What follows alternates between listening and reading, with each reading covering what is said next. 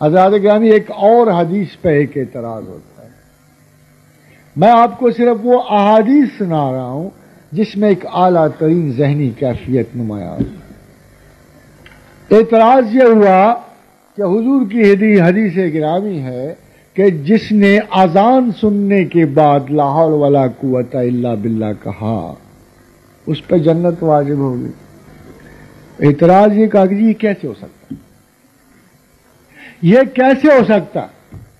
خالی لا حول ولا قوت الا باللہ کہنے سے کیسے ہو سکتا؟ آپ نے ادھر اذان سنی، حی علی الصلاۃ سنا، حی علی الفلاح، آپ نے کہا لا حول ولا قوت الا باللہ. تو اعتراض کرنے والا اس بات پہ اعتراض کرتا ہے کہ اتنے آسان سے عمل کے ساتھ آپ کو جنت کیسے مل سکتی، آپ کو دوزخ سے نجات کیسے مل سکتی؟ مگر آپ جائیے ذرا دیکھیے لا حول ولا قوت الا باللہ، کیا یہ آسان ہے کہنا؟ ایک شعوری ذہنی کاوش کے ساتھ کیا یہ آسان ہے کہنا کہ لا حول ولا قوت الا باللہ؟ نہ میری کوئی قوت، نہ میرا کوئی ارادہ، جو کچھ ہے میرے اللہ کا، جو کچھ ہے میرے اللہ کا ہے. جب انسان اپنی ارادہ و قوت کو ذہنی طور پہ نیگیٹ کرتا ہے، وہی ایک لمحہ ہے جب وہ خدا کی عبادت کا حق ادا کرتا ہے. تو جب مؤذن نے کہا کہ حی علی الصلاۃ، کہ آؤ نیکی کی طرف، حی علی الفلاح، تو انکسار یہ ہے ایک ذہین آدمی کے سننے کا کہ اے پروردگار عالم، تو اگر نہ چاہے تو میں نماز کو بھی نہیں جا سکتا، میں فلاح کو بھی نہیں جا سکتا، لا حول ولا قوت الا باللہ. میرا تو خیال یہ ہے کہ مجھے یہ 100% یقین ہے کہ جب حی علی الفلاح یا حی علی الصلاح سننے کے بعد میں اگر کسی میرے سے اچانک دل سے یہ نکل گیا باہوش اور شعور میں، تو مجھے تو قسمیہ آپ کو یقین دلاتا ہوں کہ دوزخ کا کوئی ڈر نہیں رہے گا.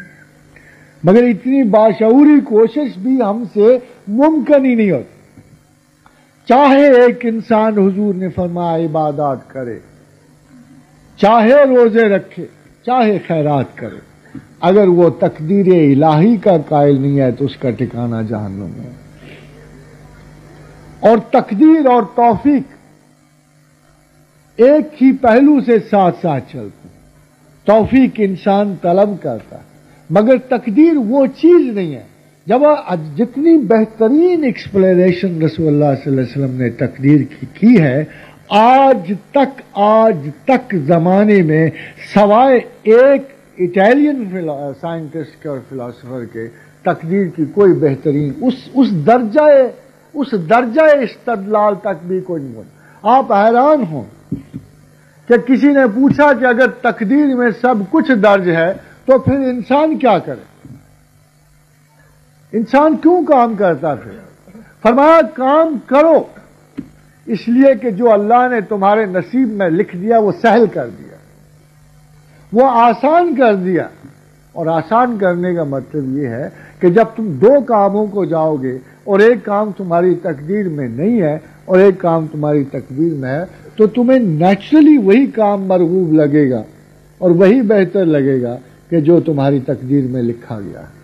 تو تقدیر میں بھی انسان کے پورے جبلی اور شعوری اٹریکشنز کا ایک پہلو شامل ہے. جو اللہ آپ کو اتنے قریب سے جانتا ہو اور اتنی باریکیوں سے جانتا ہو، آپ اس سے کیسے گریز پا سکتے؟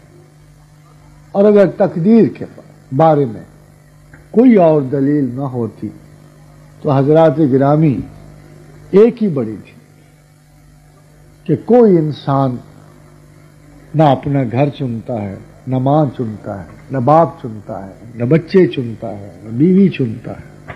کوئی انسان کی پیدائش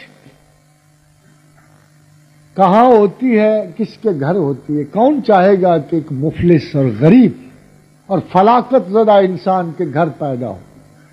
کون نہ چاہے گا کہ وہ ہر ایک آدمی بل گیٹ کے گھر پیدا ہو؟ اپنی ماں کو کس نے چنا ہے پیدائش سے پہلے؟ اپنے باپ کو کس نے چنا؟ اگر کسی بیٹی کو یہ پتا ہو کہ میرا باپ مجھے پیدا ہوتے ہی گاڑ دے گا تو وہ کیوں پیدا ہو؟ اگر کسی جابر مطلق نے کسی اٹھ کے اپنی ماں کو تنگ کرنا ہے تو اس کی ماں اس سے گریز نہ کر لیتی. جبر کا، تقدیر کا یہ پہلو، اور پھر اس کا دوسرا انجام، اس کی ہر انسان کی لکھی ہوئی موت 2-4 برسوں کے لیے، 20-30 برسوں کے لیے. جب ہم یہ سمجھتے ہیں کہ ہم میں تھوڑی سی طاقت ہے، توانائی ہے، تو جسمانی تکبرات کے ساتھ ساتھ شعوری تکبرات بھی آتے ہیں.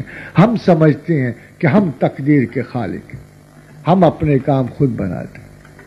تقدیر سے ماننے سے کوئی نااہل نہیں ہو جاتا، یہ بھی آپ کو ایک بات بتا دوں، بلکہ فعالیت اور عملیت بڑھ جاتی.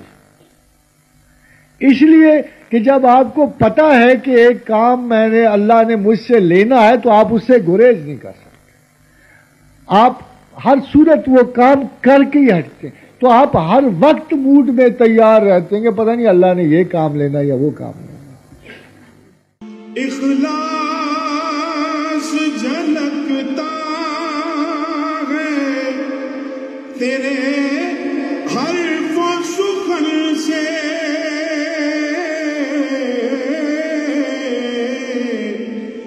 مکتب ہے تیرا وہم کے ماروں کا ٹھکانہ.